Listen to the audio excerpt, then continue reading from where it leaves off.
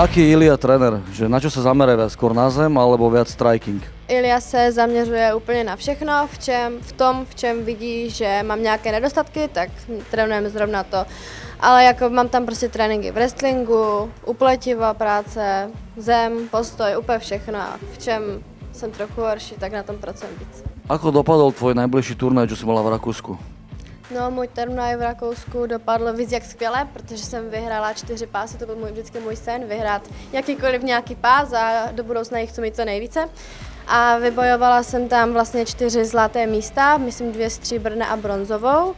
A jeden pás jsem dostala za nejlepší výkon, další pás jsem dostala od prezidenta přímo za to, že jsem měla nejvíce bodů, to byl nějaký černý pás, to je nejvíc special, že jsem měla nejvíce bodů z celého turnaje, jakoby počtu těch medailí, jak jsem to vyhrála.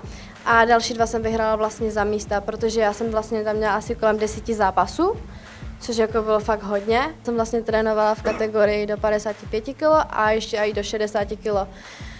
Takže jsem se mákla, ale s tím, že můj poslední zápas, který jsem zrovna měla, myslím, to byl full kontakt, tak tam jsem dostala úplně, protože já jsem ty zápasy měla hned po sobě někdy. Jak si liečiš rány, keď máš niečo zranené? Já si to léčím vlastně světlem Mytolight, to je takové červené světlo, to je teď celkem populární, nebo jako známé a pomáhá mi to, fakt to mi to pomáhá.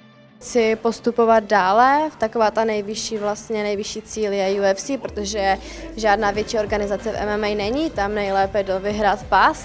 Jelikož mi teď bylo 20, tak mám před sebou ještě strašně moc času, jelikož trénuju intenzivně, tak si myslím, že to bude třeba co nejdřív. Čo by si chcela odkázať svojim ľuďom? Tak mojim lidem bych chtěla poděkovat za to, jak mě podporujou všude, na sociálních sítích a všude a moc děkuju a budu se těšit na to, že se vidíme na mojich zápasech teďkom 9.3. na RFA.